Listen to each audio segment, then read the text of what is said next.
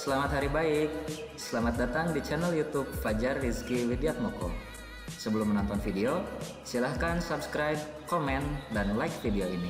Selamat belajar. Jangan lupa di sela-sela video ada kuis dan tugas. Semangat guys!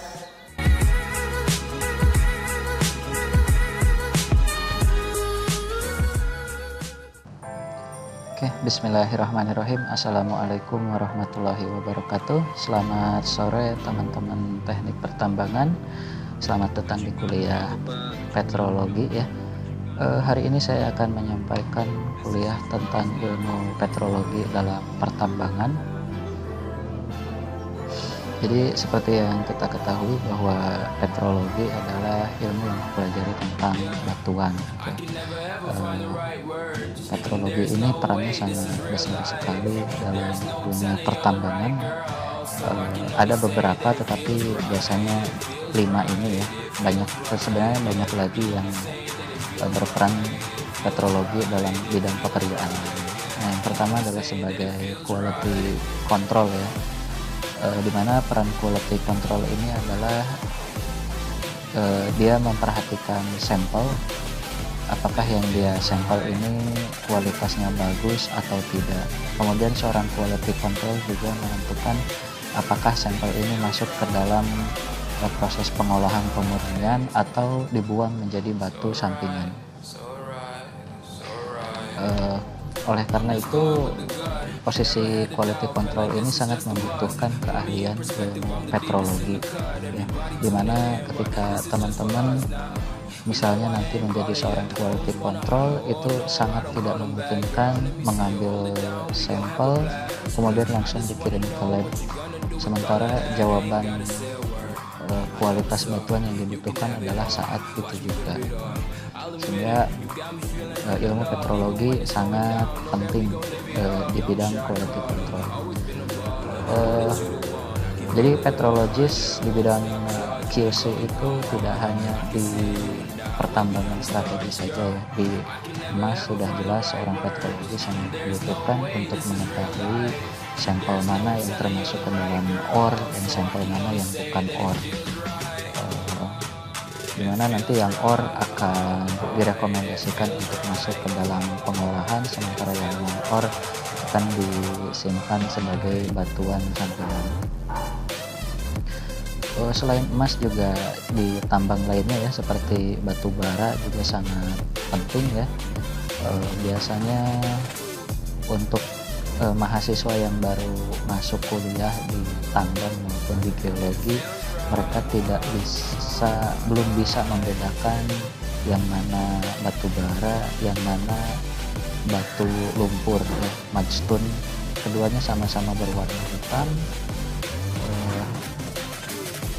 Kemudian posisi keduanya pun sangat mirip ya. Jadi bisa jadi dalam satu scene di bawahnya itu ada mudstone, karena yang kita ketahui bahwa pengendapan batu bara terdapat di rawa, yang mana rawanya sendiri berisi lumpur dan lumpur itu sangat berpotensi menjadi batu sekaligus pembentukan dengan batu bara, sehingga itu harus dipisahkan yang mana beneran batu bara, yang mana bukan. Kemudian selain itu juga di bidang tambang batuan ya, seperti kuari andesit, kuari marble, kuari batu gamping ya, itu juga sangat penting dibutuhkan ilmu petrologi, yang mana kalau misalnya andesit nanti harus bisa membedakan yang mana andesit yang masih fresh, yang mana andesit yang sudah tidak fresh gitu. Yang mana kan untuk andesit ini kita pergunakan untuk bahan baku bangunan ya, sementara kalau misalnya andesitnya sudah spheroidal weathering, artinya andesitnya sudah lunak, padahal dari segi kenampakannya jika dilihat keduanya masih sama. Tetapi ketika petrologis hadir di situ, maka petrologis dapat mengetahui mana andesit yang masih fresh, mana yang sudah spheroidal weathering. Kemudian di bidang batu gamping, kemudian di marble juga sama ya, yang mana harus mengetahui batu gamping yang mana yang cocok untuk industri, kemudian batu gamping mana yang sangat tidak cocok untuk industri, itu harus diketahui oleh seorang petrologis. Kemudian dari bidang eksplorasi, petrologis juga sangat dibutuhkan. Pada dasarnya seperti membedakan antara mineral kuarsa dengan kalsit gitu. Keduanya sama-sama bening, sama-sama putih, berat jenisnya sedikit sama ya, tetapi keduanya adalah sama-sama berbeda gitu. Misalnya ketika eksplorasi emas gitu, diketahui ornya ada di urat kuarsa gitu, tapi pas di lapangan ketemu urat kuarsa maupun urat kalsit gitu. Jika seorang yang melaksanakan eksplorasi tidak bisa ilmu petrologi, sangat memungkinkan dia tidak bisa membedakan yang mana kuarsa yang mana kalsit. Bila nantinya dieksplorasi si urat kalsit ini yang sebenarnya nggak ada emas, kemudian dia petakan sebagai urat yang ada emasnya, maka itu akan menjadi kerugian yang sangat besar bagi perusahaan. Tidak hanya eksplorasi emas ya, di eksplorasi batu bara juga sama. Dia harus bisa membedakan apakah itu batu baranya masih lignit atau sudah lignit, bituminus atau hingga antrasit, itu harus bisa bedakan. Ataupun dalam hal kecilnya ketika ini ya, menentukan grade batu bara, dia harus mengetahui strategi sampling yang baik gitu. Sangat disayangkan jika satu sim batu bara yang kualitasnya sangat bagus, kemudian strategi samplingnya salah, maka hasil dari labnya akan menghasilkan grade yang buruk, dan itu sangat merugikan untuk perusahaan. Kemudian di bidang geoteknik dan geomekanik ya, ketika kita open pit maupun tunnel ya, tambangnya mau permukaan atau di bawah permukaan, maka ilmu geoteknik ini sangat dibutuhkan gitu.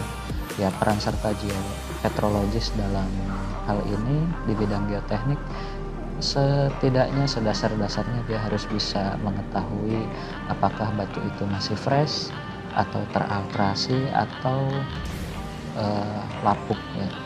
Nah, itu sangat mendasar bagi seorang petrologis jika berperan di geoteknik, dan masih banyak lagi ya. Kemudian di konsultan mineral juga banyak sekali ya. Yang kita ketahui di Kalimantan Selatan itu terdapat tambang intan ya. Banyak sekali tambang intan di sana.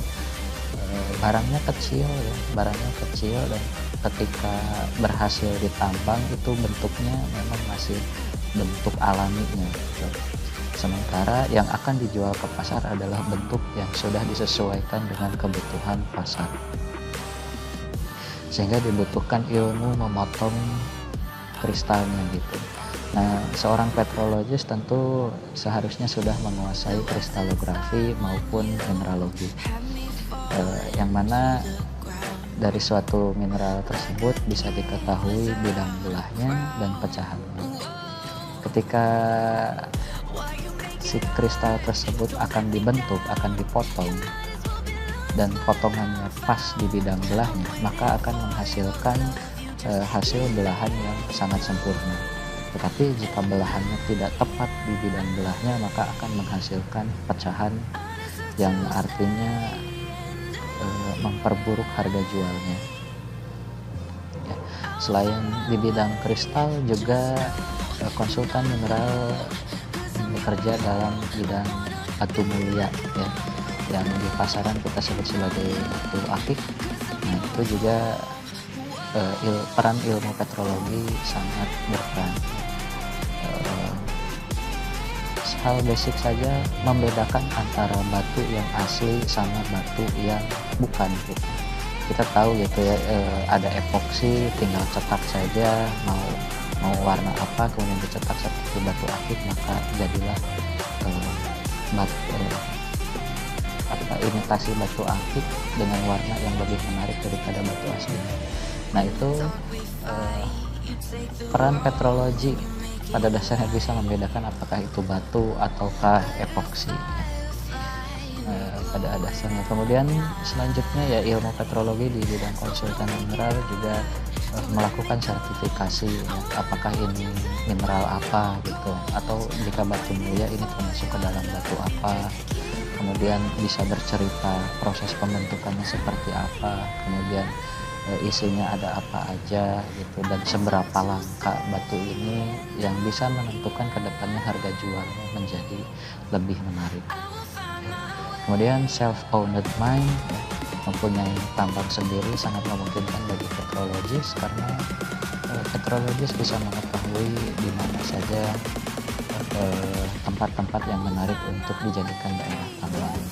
Ya misalnya ketika dulu zaman kuliahnya si petrologis ini masih mahasiswa tahu gitu filtrate, oh di sini ada mineral ini, di sini ada mineral ini, dan kemudian dia mengajukan izin usahanya untuk ditambang, kemudian dia mempunyai tambang sendiri dan bisa mempekerjakan orang.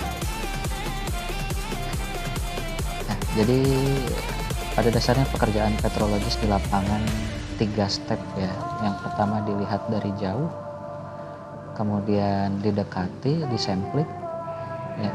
Setelah disampling dicatat datanya ya. Contohnya ini ya, si mbak-mbak ini merhatiin dari jauh singkapannya ya, apakah si singkapan batuan itu mempunyai struktur batuan ya, baik itu struktur primer atau struktur sekunder, yang nanti teman-teman pelajari di geologi struktur ya.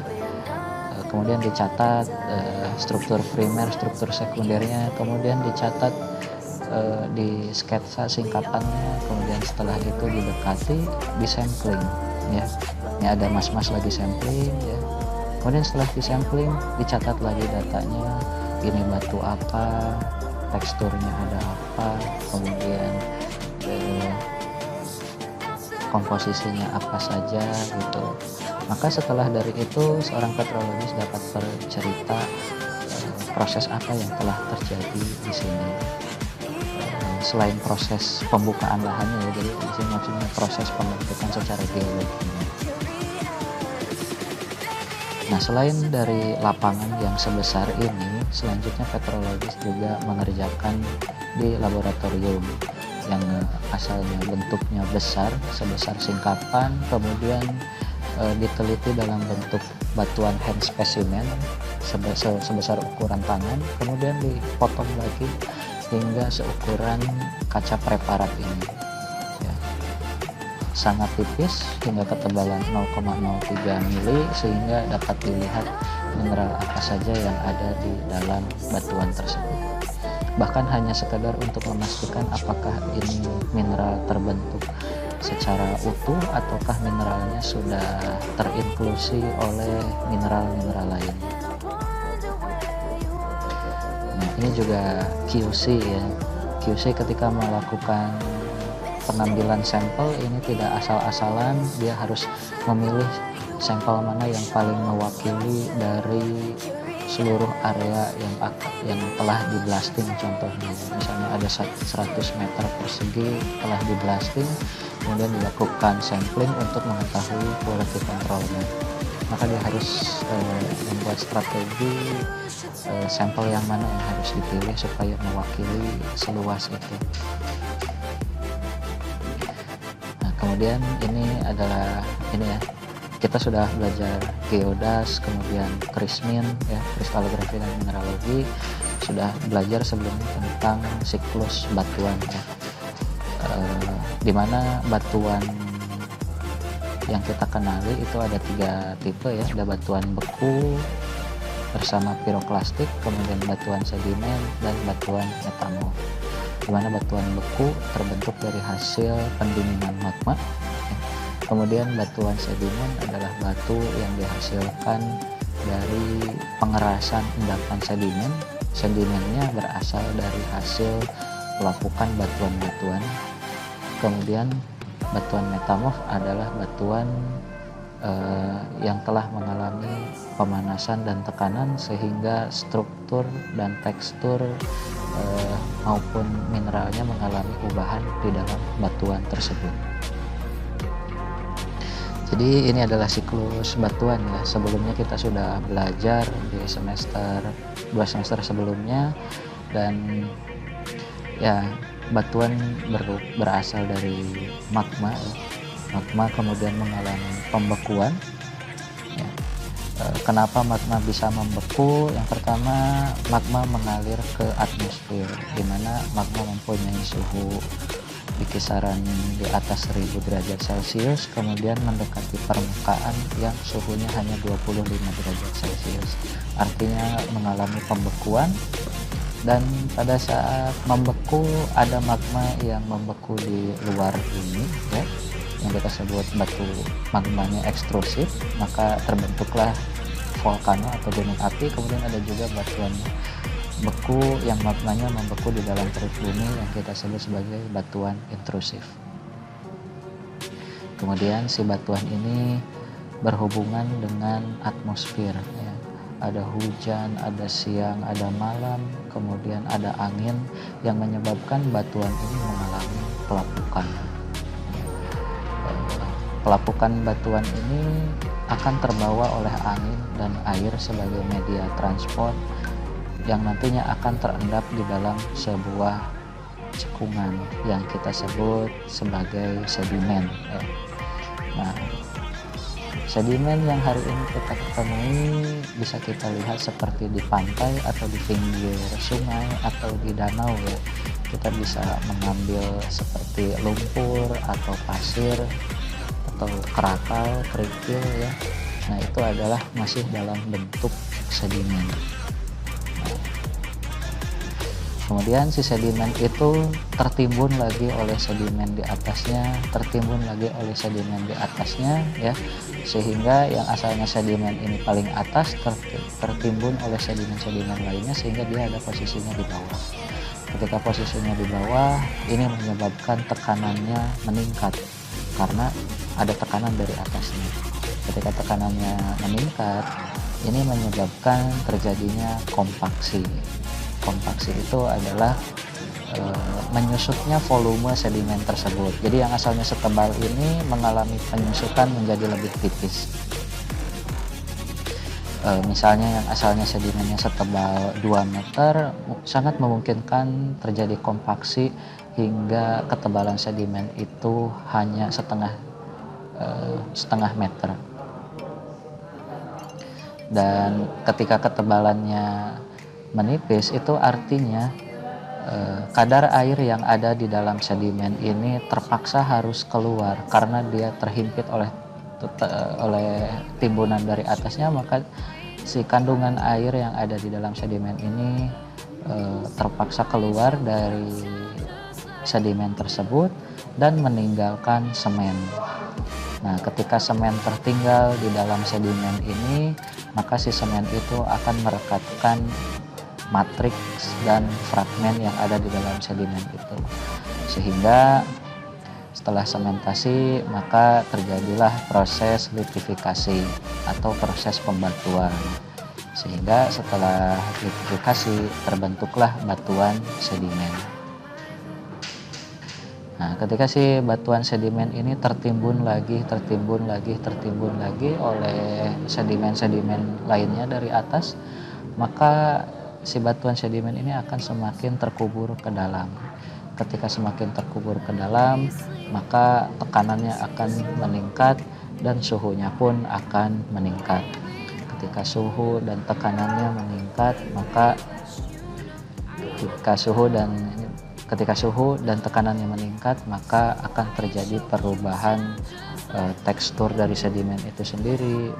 Kemudian mineralnya sangat memungkinkan terubah ya, karena seperti dipanaskan kembali maka akan membentuk mineral baru. Kemudian selain dari itu juga strukturnya juga akan terubah karena mengalami tekanan.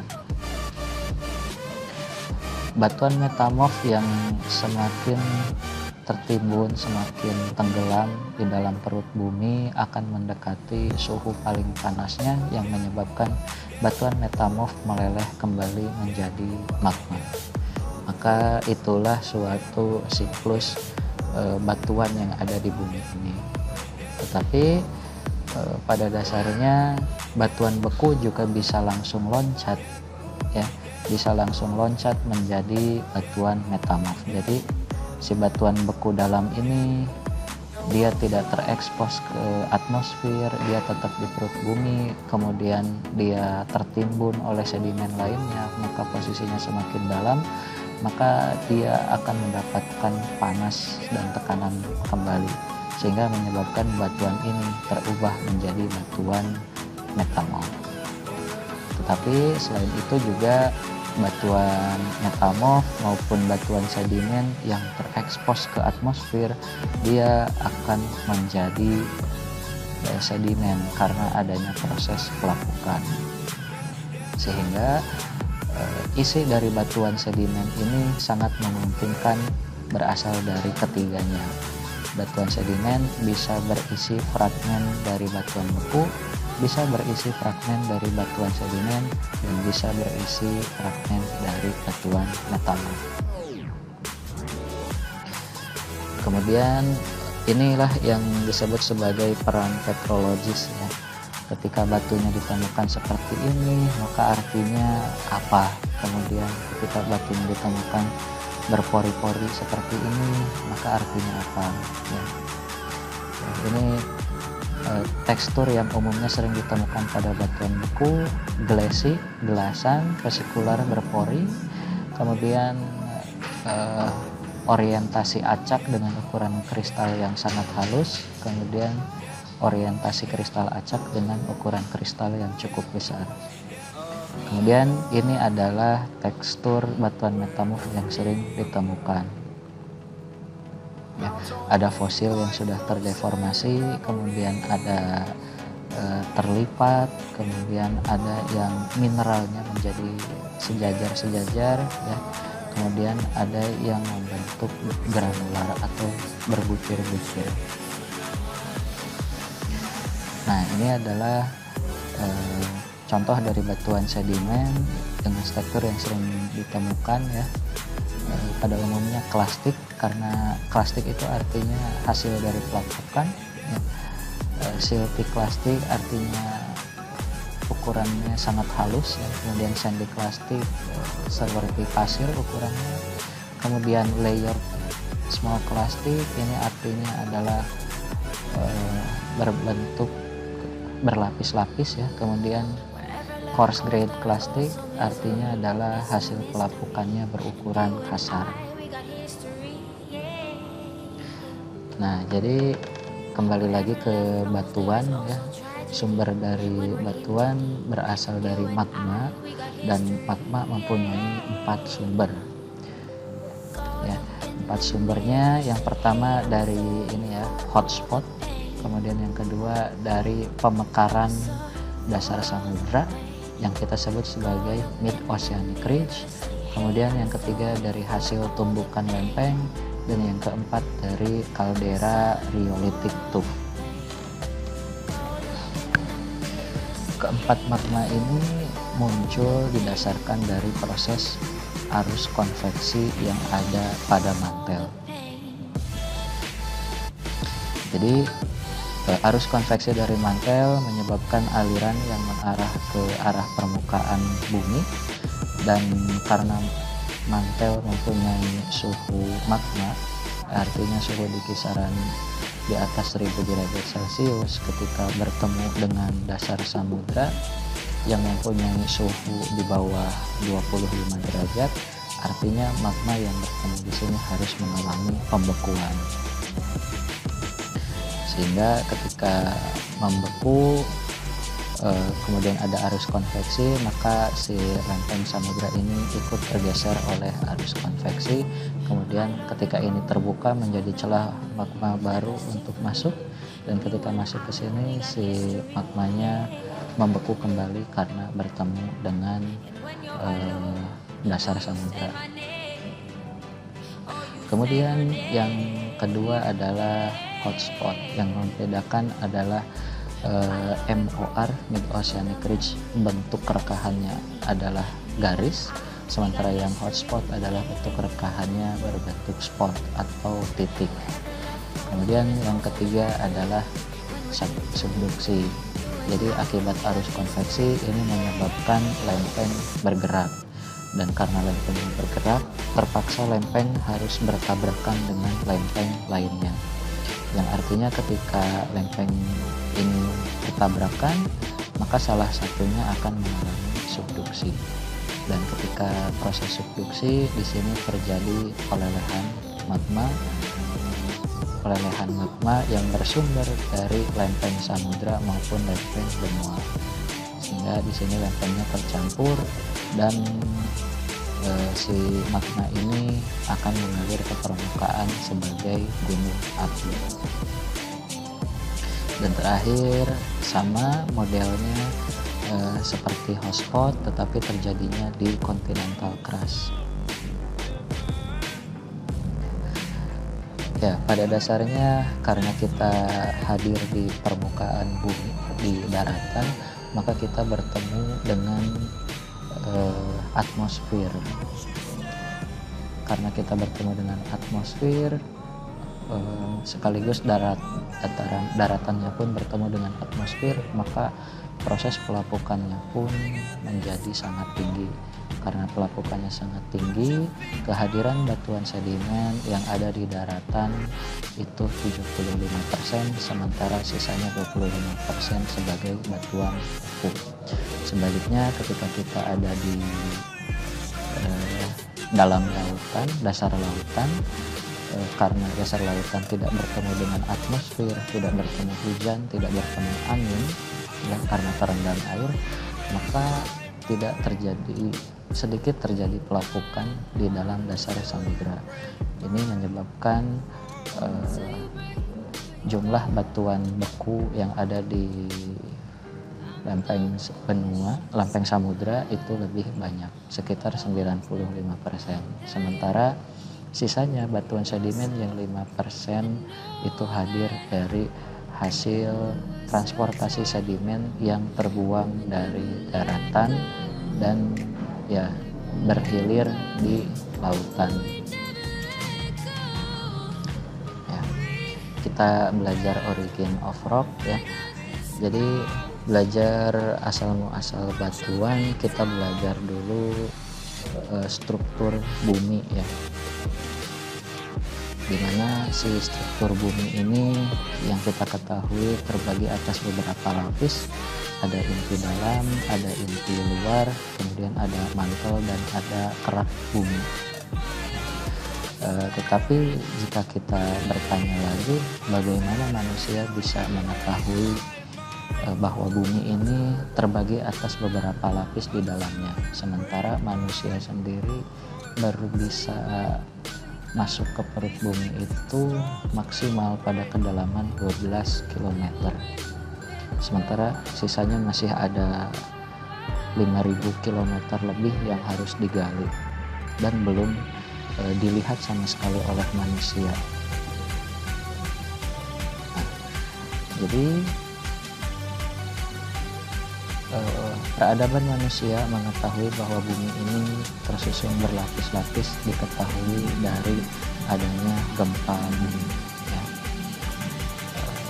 Gempa bumi yang kita rasakan di permukaan sebagai guncangan ya, tetapi pada dasarnya gempa yang terjadi di dalam perut bumi itu adalah sebuah gesekan dari patahan bumi, di mana si patahan ini ketika mengalami pergeseran maka menghasilkan getaran dan si getaran itu akan merambat ya.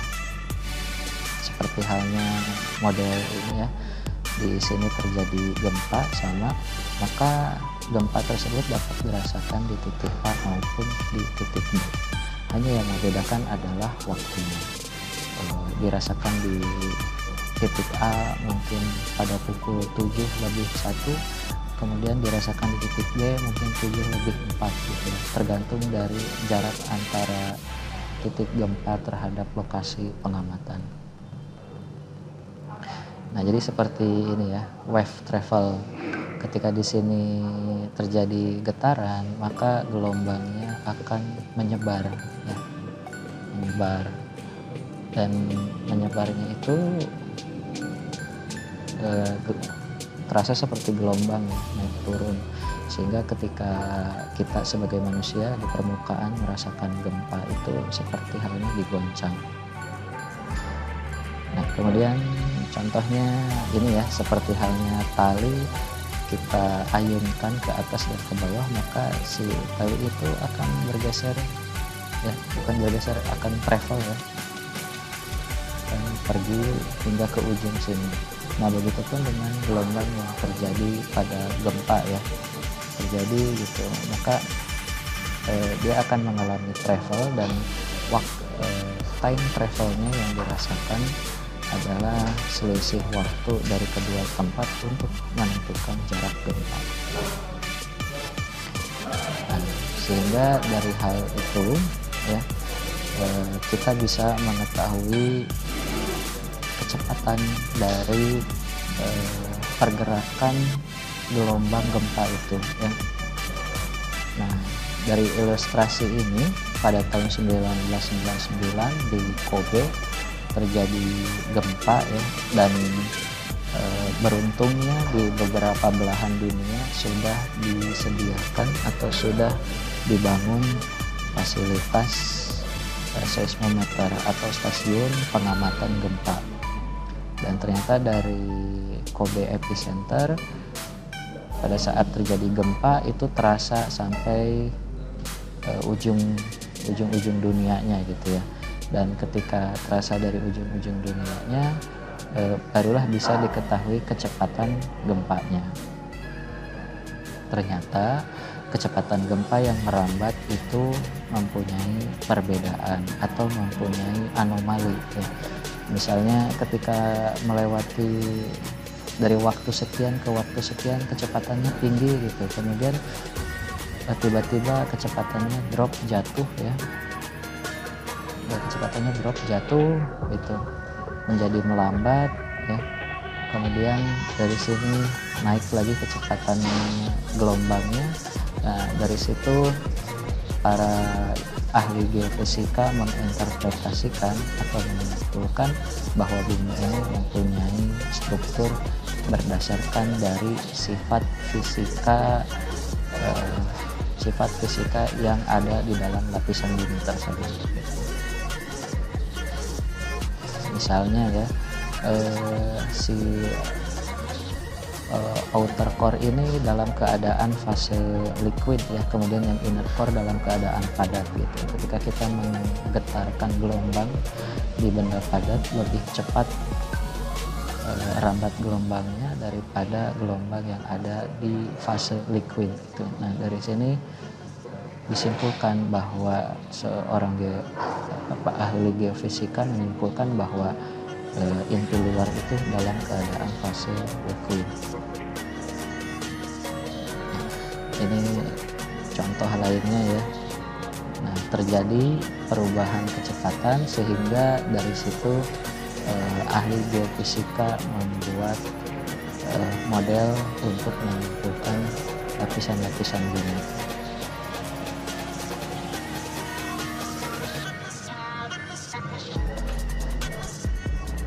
Kemudian dari itu juga banyak yang bertanya bagaimana cara menghitung total massa bumi dan menghitung densitas rata-rata bumi, ya. Di sini dibutuhkan gravitasi dan massa bumi, dan ini rumusnya, ya, bisa dipelajari oleh teman-teman.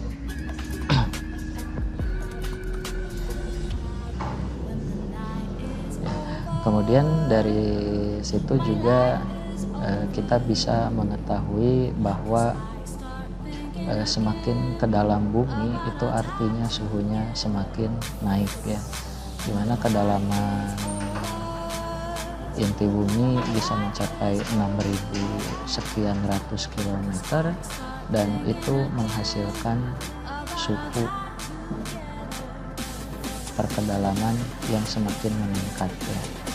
Kemudian seperti halnya simulasi batuan sedimen tadi ya, ini pun sama, semakin ke dalam inti bumi artinya semakin dekat dengan inti bumi, arti lainnya juga semakin banyak partikel material yang bergerak mengarah inti bumi, yang artinya tekanan semakin ke dalam itu semakin tinggi.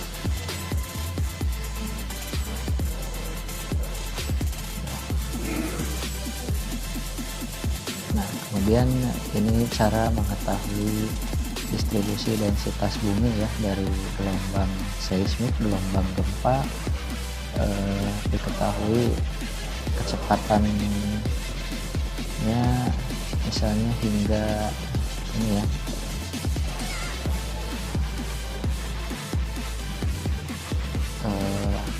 dari kecepatan rambat gempanya kita bisa mengetahui jika ini rendah artinya dia tidak terlalu padat gitu. Sementara semakin dalam nilainya semakin meningkat, yang artinya nilai kepadatan material yang ada di inti bumi itu semakin padat. Nah, kemudian kita bahas bagian kerak buminya ya, karena kita tinggal di kerak bumi, maka kerak bumi ini tersusun atas beberapa lapis ya, dimana pada umumnya terbagi dua tipe ya, ada kerak samudra dan kerak benua.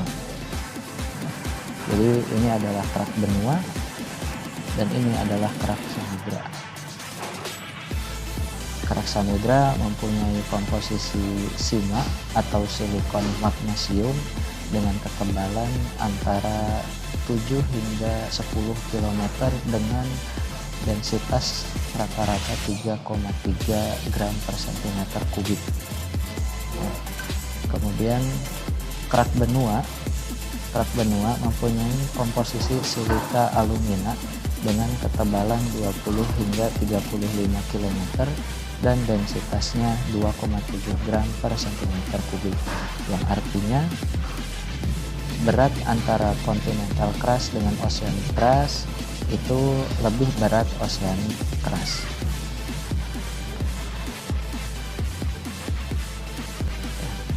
Nah,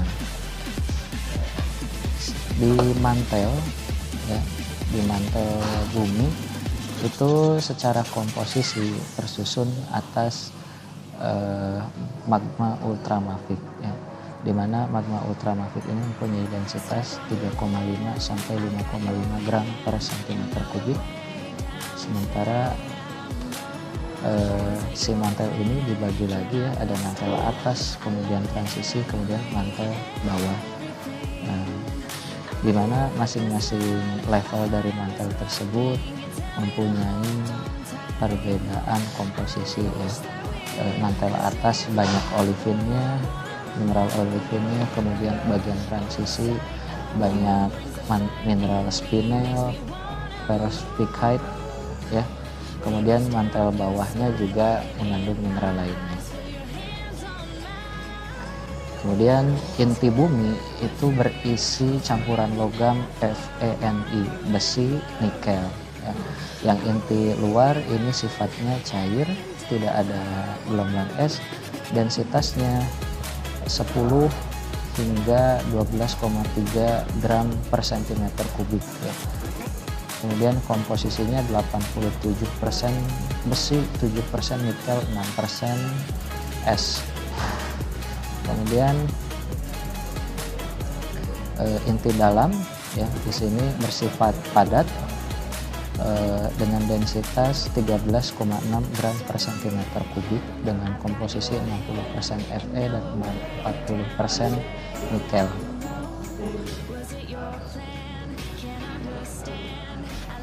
Ya, kemudian gradien tekanan bumi ya, di mana perbatasan antara mantel dengan inti bumi itu pada kedalaman 2.800 atau mungkin 2.900 km dengan tekanan di atas 100 giga Pascal ya. Sangat tertekan kalau ada di situ ya. Sementara kita hanya tinggal pada posisi tekanan 1 atmosfer, sangat ringan ya. Nah ya, tekanannya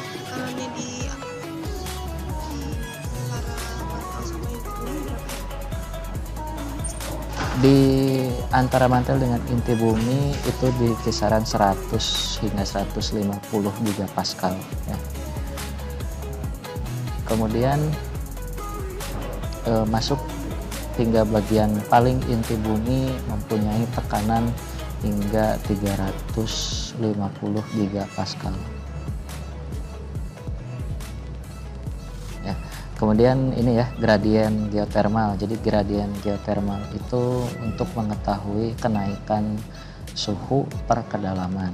Jika kita ada di kedalaman sekian, maka suhunya naik berapa derajat ya. Nah, sebagai contoh, misalnya ini pada setiap kedalaman 1 km ya, kita turun 1 km ke bawah bumi, maka temperatur bertambah 30 derajat Celcius ya. Misal kita di bumi, di permukaan bumi berada pada suhu 28 derajat Celcius, kemudian kita pergi ke kedalaman 1 km di bawah permukaan bumi, maka suhunya meningkat menjadi 58 derajat Celcius ya. Tidak mungkin manusia sulit untuk beradaptasi dan mungkin hanya bisa bertahan beberapa waktu saja di dalam sana ya. Sehingga sebagai kesimpulan, asal panas dalam bumi itu yang pertama dari panas sisa pembentukan planet bumi, yang kedua dari rotasi bumi ya, kemudian dari energi gravitasi bumi ya. Semakin kita berada di tekanan yang semakin tinggi, maka artinya suhunya akan semakin meningkat ya. Dan dari situlah energi gravitasi bumi menghasilkan panas, kemudian peluruhan unsur-unsur radioaktif. Oke, saya kira sekian. Terima kasih. Silahkan dari teman-teman jika ingin bertanya.